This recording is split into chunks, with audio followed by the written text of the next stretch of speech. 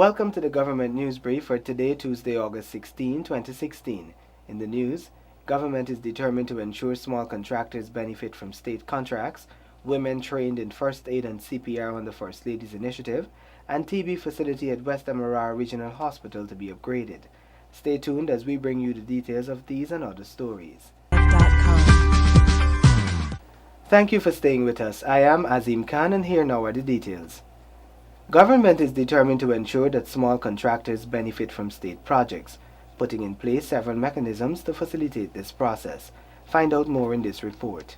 A cabinet subcommittee chaired by Prime Minister Moses Nagamutu is ensuring the involvement of small businesses and contractors in the public procurement process. The committee met for the first time at the office of the Prime Minister yesterday.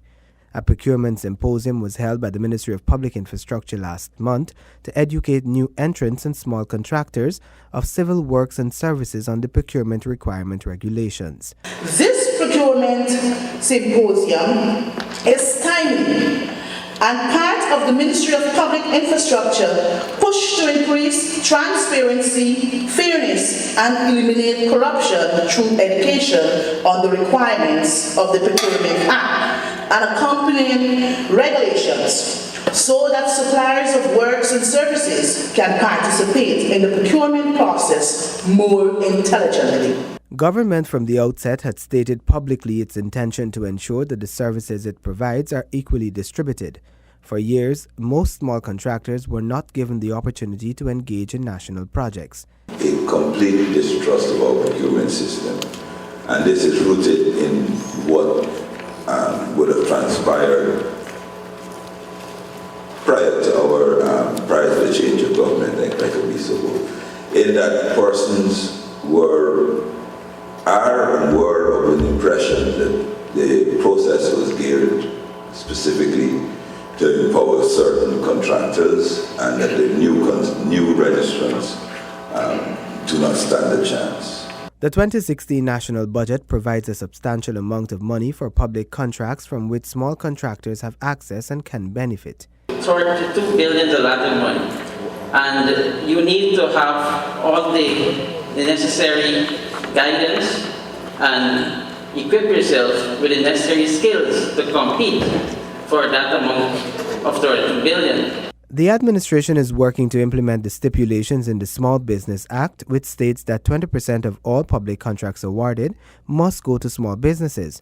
The government has indicated that the first step needs to be empowerment of the small contractors to ensure fair and equal distribution of contracts once contractors would have complied with the necessary regulations. The tuberculosis TB inpatient facility at the West Demerara Regional Hospital is on stream to cater for patients who need special medical attention. Delisa Haynes has the details. The step-down care facility at the West Demerara Regional Hospital in Region 3 is to be fully operational by year-end.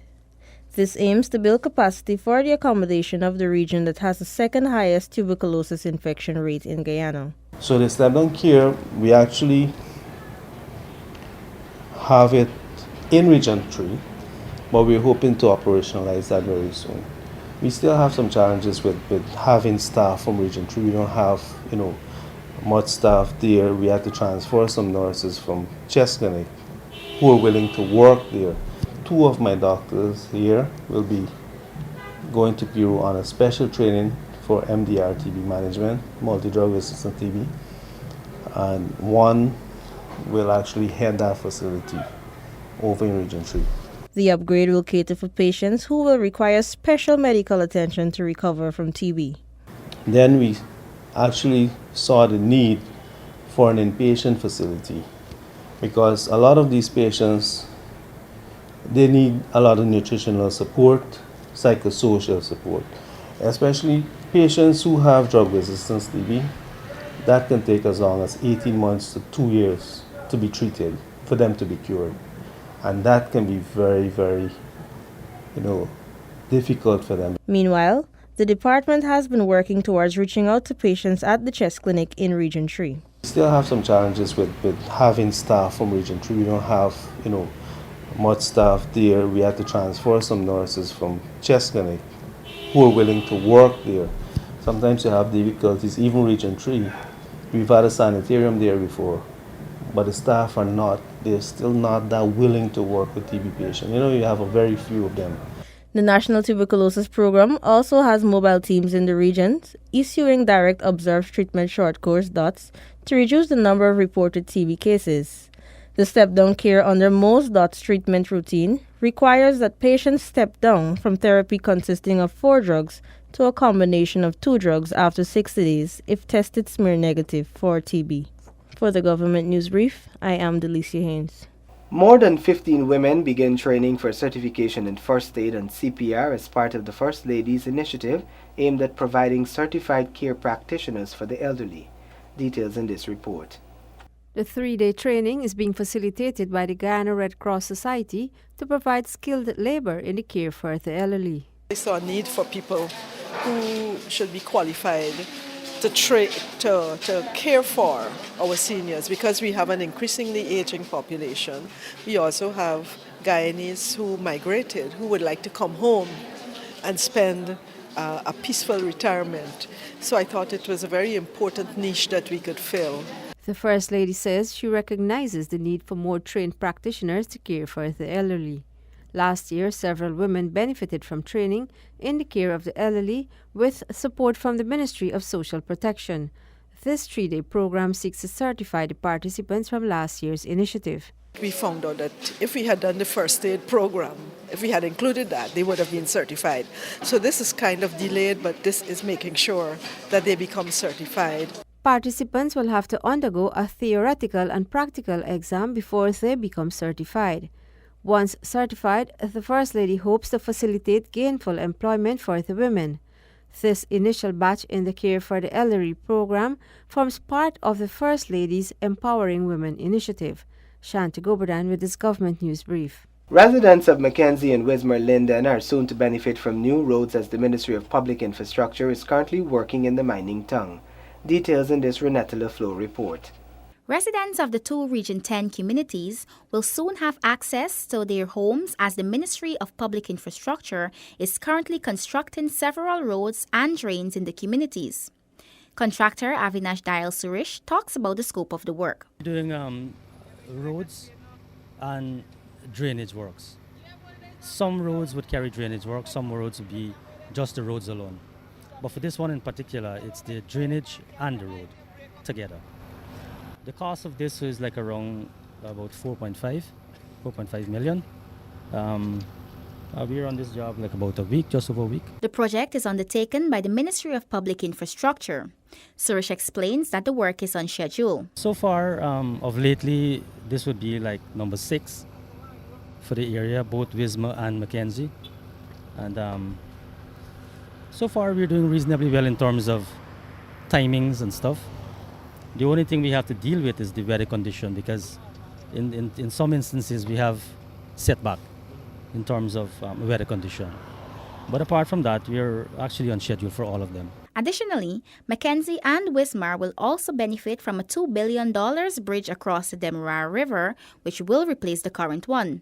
In his 2016 budget presentation, Minister of Finance Winston Jordan says that maintenance works will also be undertaken on the Linden-Kokwani corridor. Renetta LaFleur for the Government News Brief. Farmers benefit from specialist training to boost coconut industry. Details in this report. Approximately 50 coconut farmers benefited today from training on coconut production, cultivation and harvesting through a regional coconut project funded by the European Union.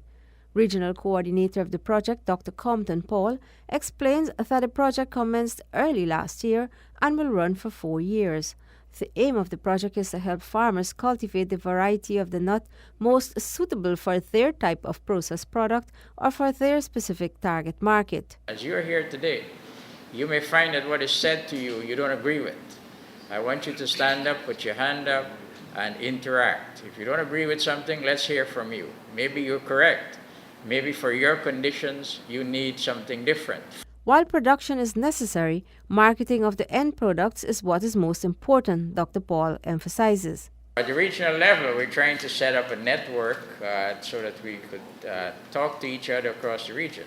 It's one thing to work at the national level, but market-wise, we need to link up with our friends in the other countries to make sure that we could market our produce across the Caribbean region first locally, then across the Caribbean region, and then internationally.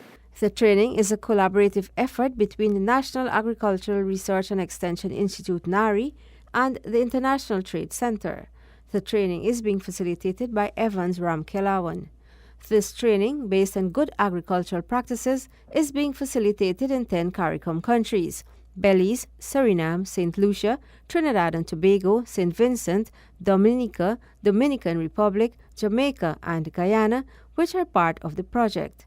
Farmers from Pomeroon, Linden, East Bank, Demerara, and Wakenham were among today's beneficiaries. Shanta Goberdan with this Government News Brief. Those are the reports we covered in today's edition of the Government News Brief. The details of these and other stories can be found on GINA's website. We encourage you to stay updated and subscribe to our website and YouTube channel and follow us on Facebook. All government and other information can be accessed from GINA's website and Facebook page.